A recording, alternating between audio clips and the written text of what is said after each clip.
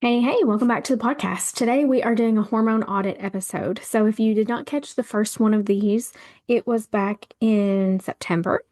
And I do these hormone audits as part of my business. I offer them. You can purchase one for yourself. And I am sharing a few of them about once a month here on the podcast because I think you can learn a lot from it. I think it gives you a better idea of what a hormone audit is and if you would like one for yourself. And then, of course, the women that are having these done are getting some great insights into just kind of what my initial thoughts are on their symptoms, their case, what they should do, and getting some recommendations directly from me. So we are going to dive right in. Today, we are doing an audit for Micah, who is 21 years old. So right out of the gate, I always on the audit ask, what is your biggest concern at this time?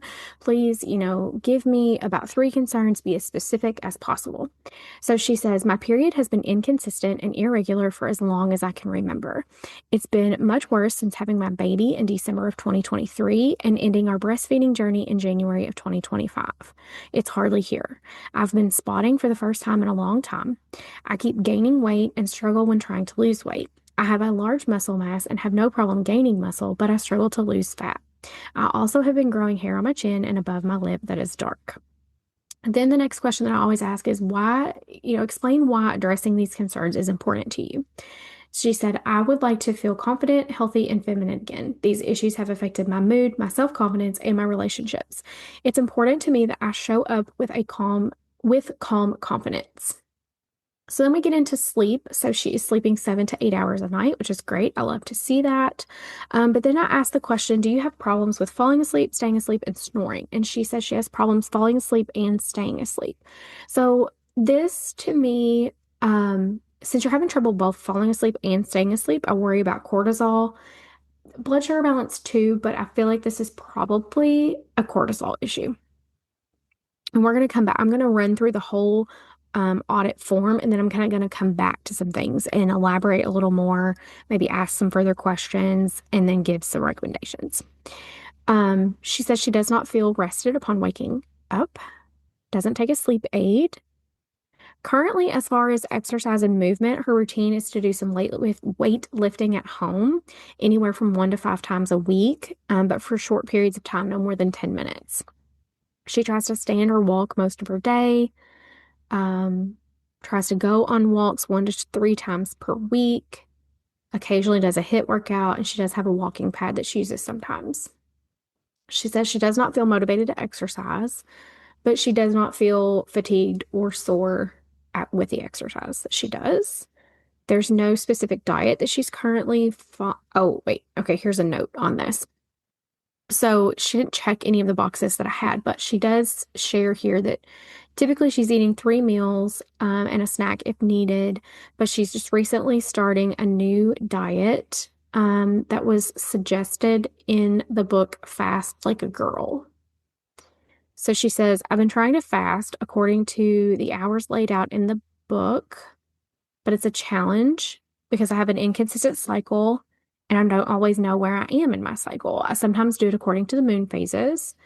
So basically what she's saying is that she cycle syncs her fasting. And she says sometimes this is a 24 to 36 hour period fast, and sometimes it's 13 to 15 hours. I do want to pause right here. So I think that fasting can have its place, but for someone that is experiencing symptoms of hormone imbalance, I do not recommend it. I don't recommend pushing past 12 hours in a day, and oftentimes, depending on the person and the imbalance, sorry, excuse me, I wouldn't even recommend going past beyond like 10 hours. So I think that doing this type of fasting is going to further stress your body and further push your hormones out of balance, and I would not recommend it. Okay, jumping back into the form here.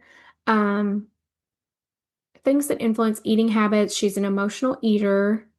She has family or significant other that doesn't like healthy food. She loves to eat. She feels that she has a negative relationship with food and that she eats too much under stress. Says she does drink some caffeine occasionally, sometimes none, up to 2 or 3 cups a day when she does. Sometimes she drinks tea instead. She makes most of her coffee drinks at home. She occasionally will have alcohol. She does feel that she has an excessive amount of stress in her life and that she does not easily handle it. She tries journaling, organization, cleaning, reading, TV, time outside, walks, trampoline. I love the trampoline. Breathing exercises and scripture memorization as kind of methods to help her with her stress management. I love all of those things. Resources that she has for emotional support are good. That she's got lots of things here. As far as her obstetrics history, she has had past pregnancy, vaginal deliveries, term births, and she does have living children. She started her period when she was 10, and her cycles are not regular, which we already kind of knew that from what she said. Right now, the average time between her cycles is about 84 days, but the longest time frame that she's had is 125 days. She rates her cramps at a 7 out of 10. And then PMS symptoms, we have bloating, mood swings, headaches or migraines, increased feelings of depression, low energy, and carb cravings. And then on her period, there's some spotting between periods, skipping or missing period, and irregular periods. We already kind of covered all those. She's not currently on any form of birth control, is using fertility awareness method, hasn't been diagnosed with anything. She does have a comment here that she's wondering, though, about PCOS, and I totally agree with that. That was kind of my first thought when I was running through some of this. She said, I thought it was normal postpartum stuff, but it doesn't seem to be going away. Yeah, I would agree with that. I think there's definitely some underlying things here. Okay. Supplements that she is currently taking. She says here that she has picked up a couple things randomly, but she doesn't take these all the time. So there's a vitamin D that's 10,000 units and a multi vitamin for women, but it's 50 plus. So it's for women that are 50 plus. So two things that I'll say on these supplements, or I'll address both of them, I guess. The vitamin D, 10,000 units is a lot. It's a lot. And unless you know that you have like a pretty significant vitamin D deficiency, that's way too much vitamin D. So I would not take that one. Also, vitamin D it acts like a hormone in the body. So definitely for someone that has hormone imbalance symptoms, we don't want to throw vitamin D in on top of that unless we are specifically trying to correct a deficiency. So I would recommend getting a vitamin D level drawn with your doctor, or if you don't have a doctor that can order that, I could order it for you to check in on that and see where you are. Because I don't think that, especially in that high of a dose, is probably not necessary. And then this multivitamin, I typically don't love multivitamins, especially that you can just purchase like at Walmart, Dollar General, Walgreens. The formulations are not good. The ingredients they use are not good. I would stop that one. I want to come back up here to the beginning and go back through and address some things. So January 2025 is when you stopped breastfeeding. It's now October when I'm recording this. That's a pretty significant amount of time between when you stopped breastfeeding. Like I always tell my clients that are breastfeeding, you have to wean and then give yourself at least 3 months for your hormones to like regulate, because your body, women's bodies are very smart, and when we are breastfeeding still, our body recognizes that we are like keeping a human alive, and that another pregnancy might be too much of a demand on our body and we couldn't support that. So it will really suppress our hormone levels so that we either don't ovulate, or even if we are ovulating, we like don't build up a uterine lining that we would need for a fertilized egg to implant and carry a pregnancy. Now, not everyone works that way. You absolutely can get pregnant while you're breastfeeding. I have had many friends that have gotten pregnant while breastfeeding. Many women intentionally get pregnant while they're breastfeeding and then continue to breastfeed their babies while they're pregnant. Like there's a lot of variation there, but I share all of that to just say that if you were like, I just stopped breastfeeding 2 months ago and my cycle hasn't come back yet, or it's came back once, but then I haven't seen it since, I wouldn't be as concerned as I am given that it's been since January and that's like 10 months ago and you're still this inconsistent. At this point, I would recommend moving forward with some testing to dig in and see like where your levels are. I think a Dutch test would be indicated here for you and definitely an HTMA test. Dutch testing has to be I'm trying to pick the right word here. Dutch testing has to be timed. That's what I'm looking for. Timed. It has to be timed with your cycle.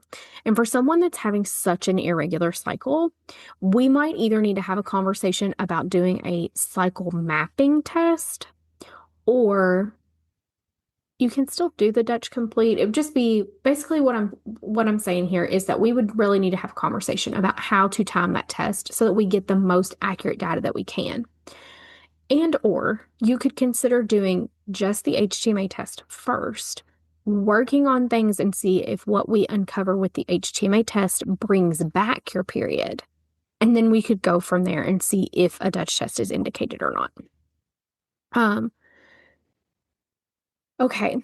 Coming back to sleep, since you're having trouble falling asleep and staying asleep, and given some of these other symptoms that you're having, I do feel that cortisol is an issue for you. And that's another reason why I would love to see a Dutch test on you, because I would love to see your cortisol pattern. Um, there's definitely probably some things that you could add into your day to help support your cortisol.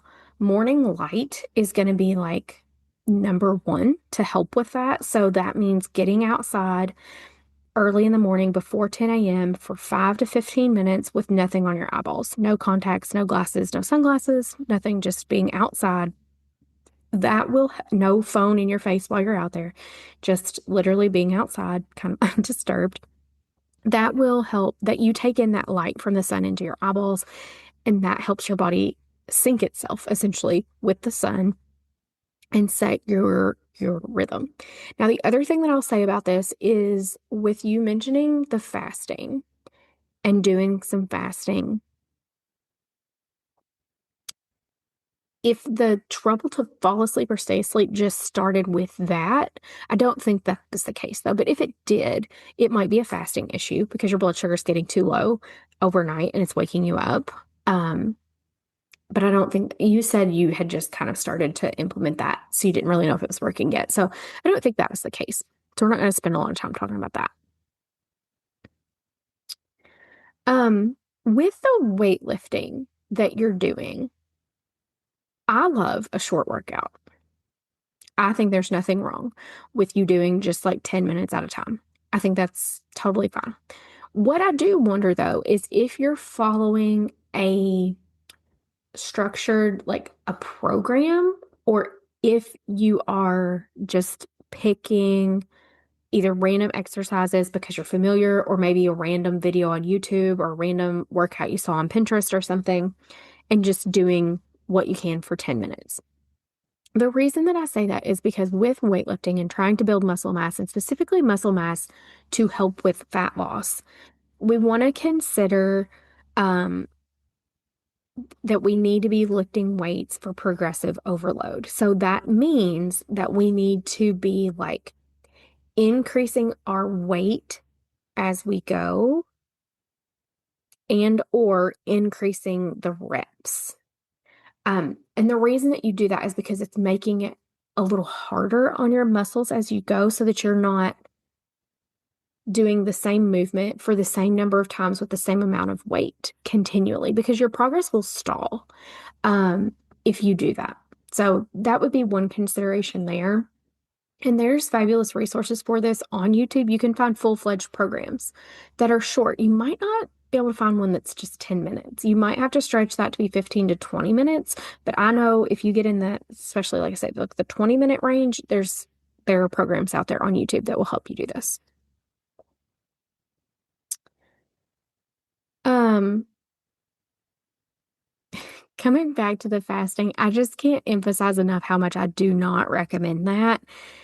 36 hours is way too long for you to be doing on a regular basis, e- ever, basically. There are people that like to do a 36 to even like a 72-hour fast because there are, I can't even think of the correct word right now. There are benefits to our cells. Like our cells, it helps clear out inefficient and like not optimal cells. Autophagy, that's going to bug me that I can't think of this word. Anyway, that's something that you would do like once a year, once every several months or something. I definitely do not think and have not seen in my clients that it is beneficial for you to, on a regular basis, be fasting for 24 to 36 hours. And again, given the symptoms that you're telling me, I would really not push past 12 hours at all. And I would honestly try to keep it to like 10 hours so that you're just fasting overnight. So that would be the second thing.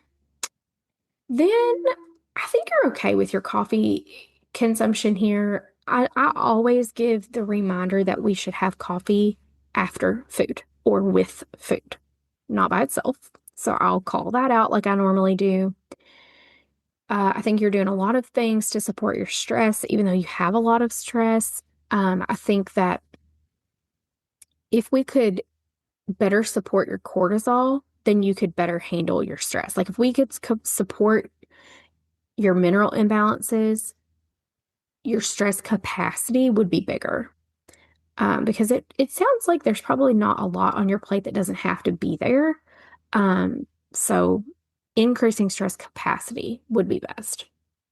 Now, like I said, I do agree with you that I also am concerned, about PCOS here. So specifically with like the hair growth that you said that you were having, that is either it's like a really common sign of PCOS and or just testosterone and androgenic, like the way your body is processing those androgens and an issue there. And that is definitely something that we could evaluate and see on a Dutch test, um, and kind of begin to address that there. So, in way of supplements, kind of getting to the end here,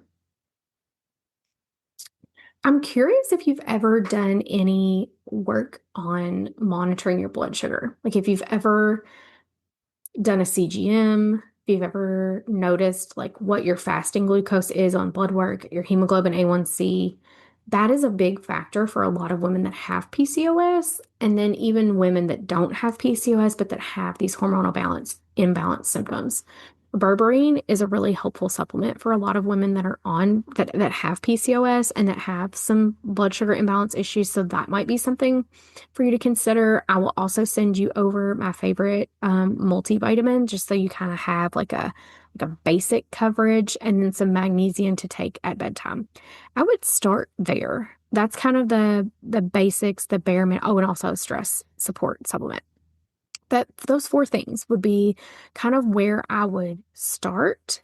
And then I would definitely encourage you to get an HTMA test, so that we could, and a Dutch test, so that we could then dial in more specifically on exactly what you have going on. Because we could guess that you've got some estrogen dominance. But if we're wrong in that guess, then we would be giving you a supplement to deplete estrogen that may or may not need to be depleted. Same thing with your progesterone. We might say, well, it looks like you don't have enough progesterone, but we don't know that for sure without the testing. So I'll send over those supplements for you as a starter, and then you and I can chat about testing. So I hope everyone that is listening to this as the podcast episode, found this to be informative, finds these conversations to be helpful. If you are interested in getting a hormone audit for yourself, those are available through my website. You can go there and purchase one. My turnaround time on them is typically around a week. And as you can see, just from the conversation you've overheard today, it's a great way to get started and get you pointed in the right direction and kind of get some reassurance that you are taking the next steps and that testing is indicated for you because, there's probably situations out there where testing, especially Dutch testing, is not indicated for everyone. Now, HTMA testing, I love that. I truly think everybody needs an HTMA test at least once in their lifetime. Um, but Dutch testing is not always that way. And so getting an audit done is a great way to get my insight, get some direction to get you started, and then set you up for that step to go deeper with testing as needed and feel like really confident that you're making a wise investment in that testing and that it's not just something that you're purchasing and you're going to come back and be like, oh, well, everything was normal and there's nothing for us to do here. We don't want that to happen. So again, if you would like to purchase your own hormone audit, you can get that through my website, wellnesswithvanda.com. Hope everyone has a great week, and I will talk to you next week.